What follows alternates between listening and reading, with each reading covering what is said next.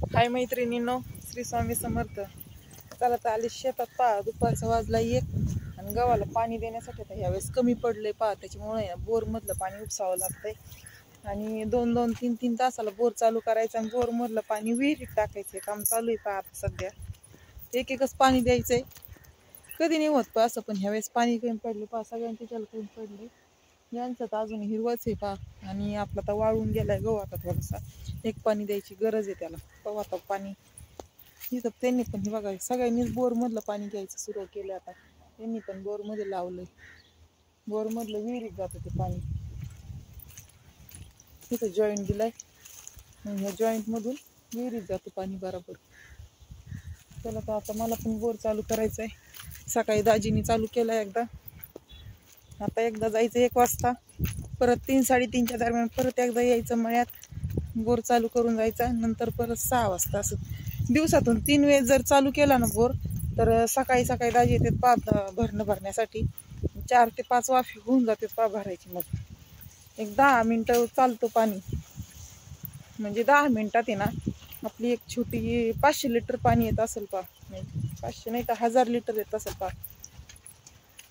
एक आपली निळी टाकी भरते छोटी. एवढं पाणी येतंय, तेवढं पाणी काढत राहायचं थोडं थोडं करून. दुपारची वेळ आहे पहा. इथं शेतात कोणीच नाही सध्या दुपारचं एवढ्यातनं. पण आता पाणी जर बोरमधून काढायचं असेल तर ह्या वेळेत यावंच लागतं. सगळेच येतात. आता सगळ्यांचे टाईम वेगवेगळे असते, त्याच्यामुळे ना आपलं मागं पुढं होतं येण्याचं.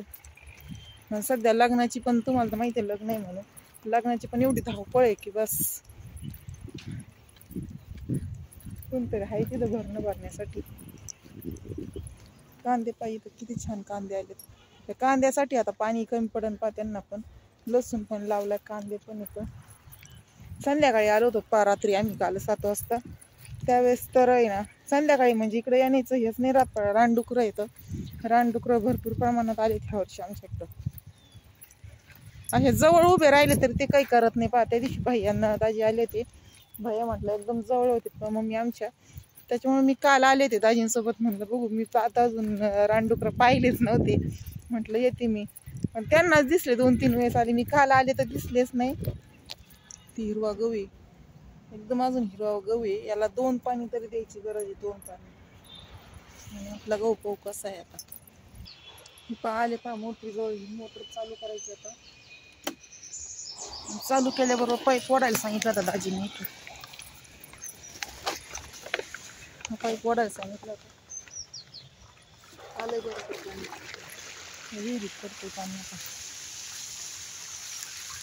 किती ते विहिरीत पाणी करायला लागलं.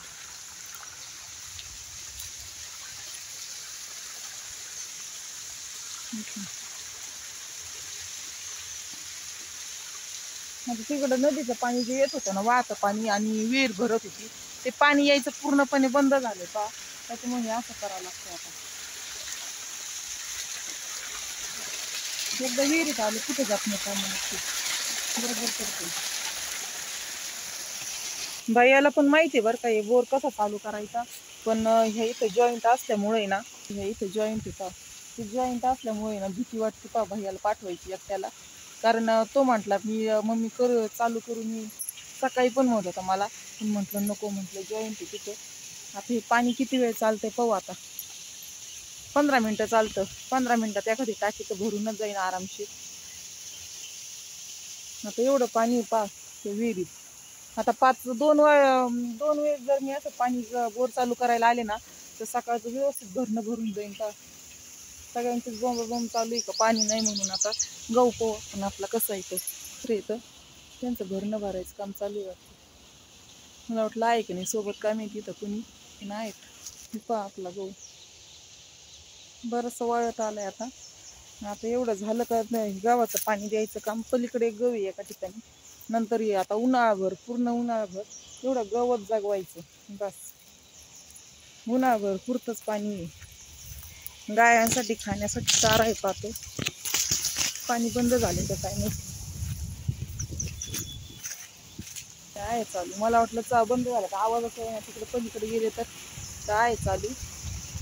तर आता परत आता 3 वाजता यायचं आणि भैया शाळेतून आला का त्यावेळेस परत एकदा 6 वाजता यायचं.